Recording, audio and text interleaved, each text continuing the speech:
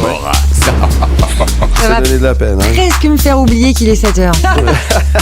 L'invité du matin. Bon réveil, merci d'être avec nous. Paris se prépare à accueillir les Jeux Olympiques 2024. Le 26 juillet prochain, les Jeux Olympiques s'ouvriront sur la capitale française et sur la Seine. 2 semaines de compétition feront vibrer la France et le monde entier.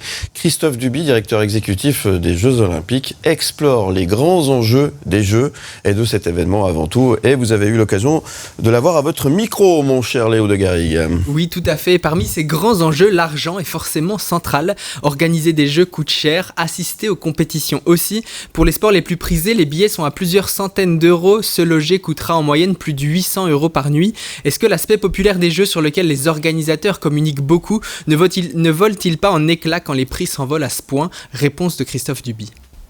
Alors il y a 2 thématiques, il y a l'hébergement et puis il y a les billets. Sur les billets, je trouve que le comité d'organisation a trouvé un équilibre remarquable entre 50% des billets à moins de 50 € et puis 1 million de billets à 24 €. Donc ça reste très accessible. Il ne faut pas oublier non plus que beaucoup d'épreuves, notamment dans Paris Centre, sont accessibles gratuitement. Les courses sur route, triathlon, marathon, etc., c'est accessible gratuitement.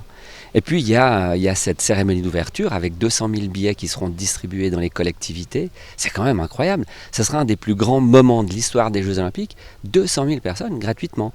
Tous les soirs, le Champions Park, pareil, gratuit. Donc je trouve que les organisateurs ont vraiment bien fait. Ensuite, on est sur un modèle économique qui doit tenir. Les Jeux doivent payer pour les Jeux. Et c'est comme un avion sur New York. Il y a des places à l'arrière entre 600 et 800 francs suisses, et puis à l'avant, elles sont 10 000. C'est pareil, il y a des gens effectivement qui vont payer certaines soirées d'athlétisme ou de basket au-delà des 1 000 €. C'est très cher, mais ils peuvent se le permettre, et c'est ce qui permet d'équilibrer finalement les comptes des Jeux Olympiques. Et encore une fois, je trouve que les Parisiens ont très très bien fait trouver cet équilibre, parce que la marge est ténue, il faut les vendre les billets à plus de 1 000 € la soirée. Et c'est en bonne voie, sachant qu'aujourd'hui, on est à plus de 9 millions de billets vendus. C'est important ce qu'il vient de dire, parce que ça, on a tendance à l'oublier de le dire. Il y a plein de choses qui sont aussi gratuites. Parce que quand on entend les médias en France, souvent on entend dire oui, c'est beaucoup trop cher, c'est pas accessible. Et bien là, on vient d'entendre le contraire. Oui, c'est vrai qu'il y a un peu de tout et il y aura beaucoup de monde surtout. Il y en aura pour tous les goûts. 15 millions de visiteurs sont attendus aux Jeux Olympiques cet été. C'est l'équivalent de 75 fois la population de Genève, 108 fois Lausanne. Que ce soit au niveau sécuritaire, au niveau des transports, comment est-ce qu'on fait pour que Paris garantisse la capacité d'accueil d'autant de monde ? On planifie de façon très très minutieuse. C'est un travail qui prend 7 ans tout de même, de la conception à la réalisation. Ça met en jeu des milliers de personnes qui sont, comme je le disais précédemment, les meilleurs dans leur domaine. Si on prend la sécurité, c'est 35 à 45 000 forces qui sont mobilisées chaque jour. Donc c'est un plan opérationnel extrêmement complexe. Et puis ensuite, il y a une autre chose qui est critique, c'est l'information, la qualité de l'information.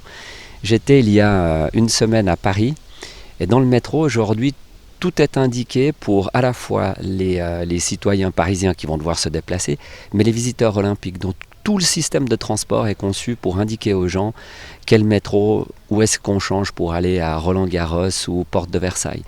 Donc voilà, c'est à la fois de la planification minutieuse, de l'information précise, de façon à ce que tout le monde puisse effectivement se retrouver au centre de Paris avec, je pense, entre 400 et 500 000 personnes par jour, en plus du business qui doit tout de même continuer, des hôteliers au resto en passant par les administrations.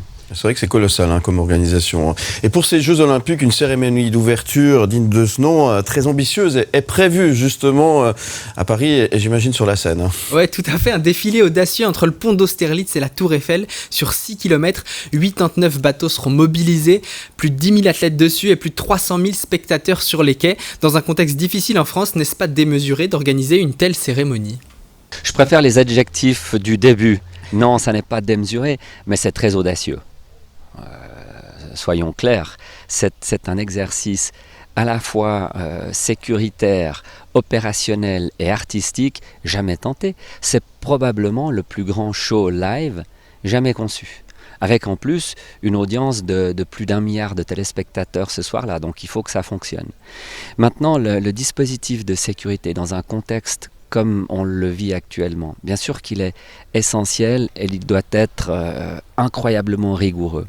45 000 personnes le soir de la cérémonie d'ouverture, c'est vraiment une très grosse opération pour gérer des flux entrants de 350 à 400 000 personnes, et tout le monde doit passer au travers de l'équivalent de ce que l'on a à l'aéroport de Genève. Donc le site doit être sécurisé, y compris tous les bâtiments. Ils le seront. Donc oui, c'est complexe, mais c'est tout à fait réalisable. Et à quelque part, on parle souvent de la French Touch.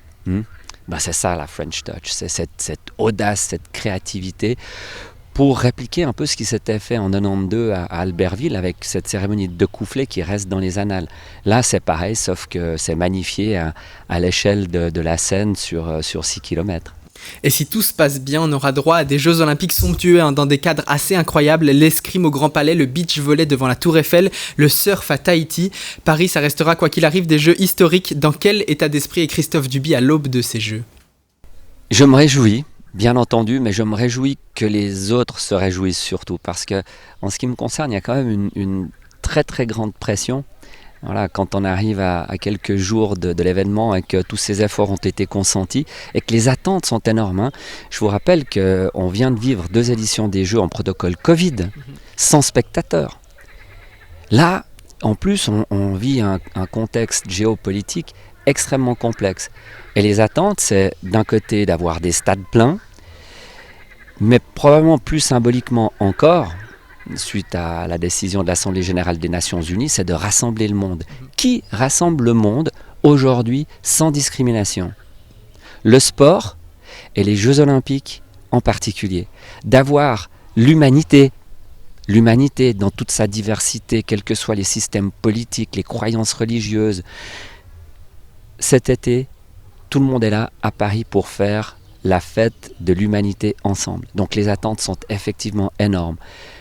Et moi, je me réjouis d'une chose, c'est de la cérémonie de clôture des Jeux paralympiques. C'est un bel événement qui nous attend durant l'été. Ça va s'enchaîner. Après l'Eurofoot, on parle directement des Jeux Olympiques. Ça sera à Paris. Ça va être une belle fête, quoi qu'il en soit. En tout cas, on l'espère. Ouais, ça va être assez grandiose. Les cadres seront magnifiques. Ça s'ouvre le 26 juillet sur la Seine. Une cérémonie historique unique. Jamais un tel événement n'a été mis en place sur la Seine. Ça va être grandiose si tout se passe bien.